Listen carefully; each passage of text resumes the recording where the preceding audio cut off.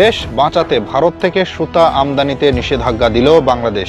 দেশি মিল, দেশি শ্রমিকদের পাশে দাঁড়ানোর সাহসী সিদ্ধান্ত।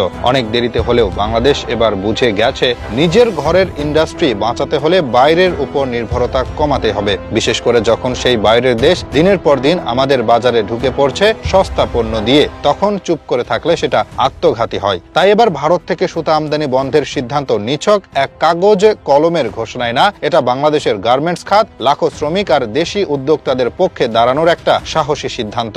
অনেক বছর ধরে ভারতীয় সুতা অল্প দামে আমাদের বাজারে ঢুকেছে, এতটাই সস্তায় যেটা দিয়ে আমাদের নিজের কারখানা চালানোই সম্ভব হতো না। লোকসান গুনতে গুনতে অনেক মিল বন্ধ হয়ে গেছে, হাজার হাজার শ্রমিক বেকার হয়ে রাস্তায় নেমেছে, অথচ তখন কেউ গায়ে মাখেনি। আগের সরকারগুলো শুধু হাত গুটিয়ে বসে থেকেছে, কারণ তারা ভাবতো প্রতিবেশীর কথা বলা মানেই বন্ধুত্ব আর বাস্তবতা নিয়ে ভাবা মানে ঝুঁকি নেওয়া। কিন্তু এবার সেই ভাবনার জায়গায় পরিবর্তন এসেছে। ডক্টর ইউনূসের নেতৃত্বে যে সরকার এখন আছে তারা অন্তত বুঝতে পারছে দেশ চালাতে হলে আগে নিজের লোককে দেখতে হয়। এই নিষেধাজ্ঞা মানে দেশের ভিতরে ঘরের চাকা ঘোরানোর সুযোগ তৈরি হওয়া। আমাদের দেশের শত শত স্পিনিং মিল আছে যেগুলো অল্প কিছু সুবিধা পেলেই আন্তর্জাতিক মানের সুতা তৈরি করতে পারে, কিন্তু বাইরে থেকে যখন অতিরিক্ত সস্তায় সুতা ঢুকছে তখন তারা কোনোভাবেই টিকতে পারছে না। ভারত ঠিক এই কাজটাই করছিল, নিজেদের উৎপাদন চাকা সচল রাখতে আমাদের বাজারে পণ্য ঢুকিয়ে দিয়ে নিজেরা লাভ করছিল আর আমরা ঠকছিলাম। এটা একপেশে খেলা ছিল যা আর চলতে দেওয়া যায় না। তবে এই সিদ্ধান্তে শুধু বাংলাদেশ লাভবান হচ্ছে না, ভারতও একটা গুরুত্বপূর্ণ বার্তা পাচ্ছে। তারা এতদিন ধরে ভেবেছে বাংলাদেশ সবসময় তাদের সস্তা বাজার হয়ে থাকবে, এখন তারা বুঝবে বাংলাদেশ আর সেই আগের বাংলাদেশ নেই। এবার দরকার হলে নিজেদের রাস্তায় হাঁটবে আর নিজেদের স্বার্থে সিদ্ধান্ত নিতে পিছপা হবে না। এই সিদ্ধান্তের প্রভাব এখনই দেখা যাচ্ছে। দেশের অনেক সুতা উৎপাদক প্রতিষ্ঠান ইতিমধ্যে উৎপাদন বাড়াতে মাঠে নেমে পড়েছে, নতুন করে শ্রমিক নিয়োগ হচ্ছে, পুরনো মিলগুলো চালু করার চিন্তা শুরু হয়েছে। দেশের ভিতরের একটা কর্মসংস্থানের পরিবেশ তৈরি হচ্ছে, এটাই তো দরকার ছিল।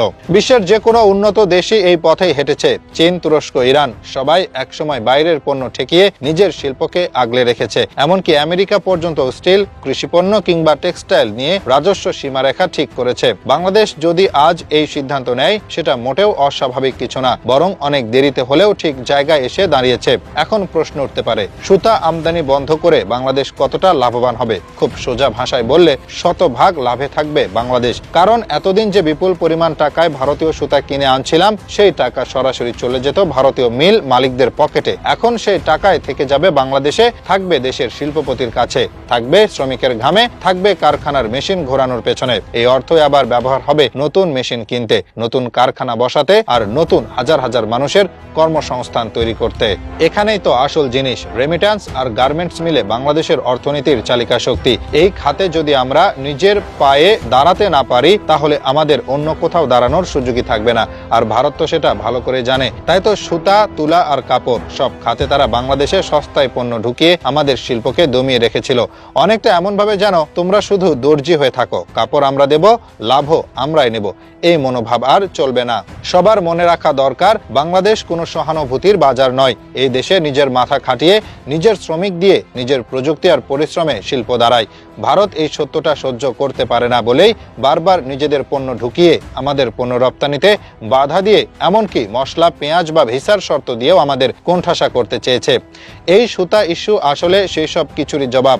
আগের সরকাররা যেভাবে ভারতকে বন্ধু বানিয়ে মাথার উপরে বসিয়ে রেখেছিল, এখনকার সরকার ঠিক সেই জায়গা থেকে নেমে এসে বলেছে বন্ধুত্ব একতরফা হলে সেটা আর বন্ধুত্ব থাকে না, সেটা ঠকানো। আর তাই দেশের স্বার্থে এই নিষেধাজ্ঞা পুরোপুরি যুক্তিযুক্ত। এই নিষেধাজ্ঞার সবচেয়ে বড় উপকার যাদের জন্য তারা হলো দেশের গার্মেন্টস কারখানার সঙ্গে জড়িত লাখো শ্রমিক, ক্ষুদ্র ও মাঝারি উদ্যোক্তা এবং স্থানীয় সুতা উৎপাদনকারীরা। এতদিন তারা কষ্ট করে ঋণ নিয়ে কারখানা চালাতো, কিন্তু বাজারে ভারতীয় সস্তা সুতা ঢুকে পড়লে সব হিসাব গড়বড় হয়ে যেত। নিজেরাই পণ্য উৎপাদন করে অথচ লাভ যেত অন্য দেশের হাতে। এখন সেই চক্র ভাঙ্গা শুরু হয়েছে।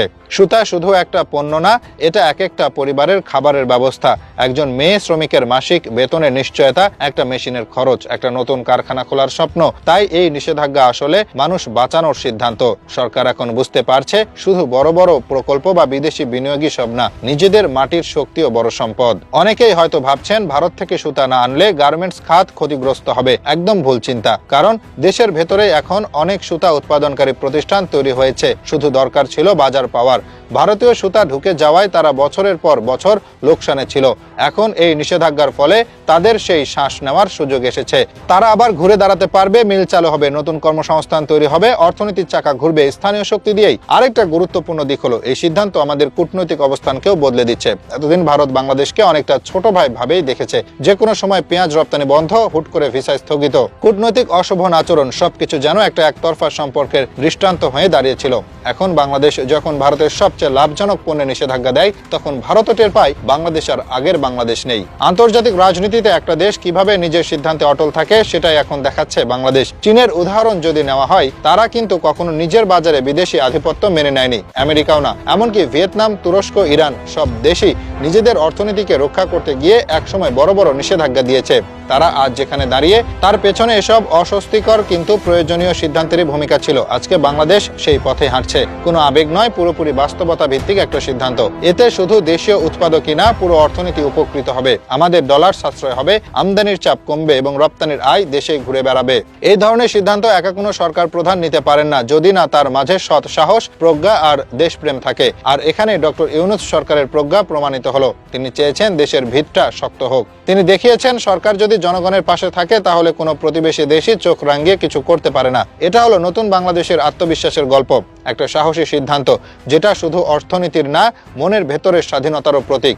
ভারতকে চোখে চোখ রেখে বলা, না, এবার আমরা আমাদের ঘরের লোকদের গুরুত্ব দেব, বাইরের দয়ায় চলবো না। এই পথ সহজ হবে না, প্রচুর চাপ আসবে, নানা রকম কথা ছড়ানো হবে, কেউ কেউ বলবে দেশে কাঁচামালের সংকট হবে। কিন্তু মনে রাখতে হবে, আত্মনির্ভরতা কখনো সহজে আসে না। একটু কষ্ট হলেও নিজেদের সিদ্ধান্তে অটল থাকলেই একদিন উন্নয়নের গল্পটা সত্যি হয়। আজকে যদি এই পথে আমরা এগিয়ে যাই, তাহলে আগামী 5 বছরে বাংলাদেশ আর ভারতের উপর নির্ভরশীল থাকবে না, বরং ভারতের বাজারই আমাদের পণ্যের জন্য খুলে যাবে।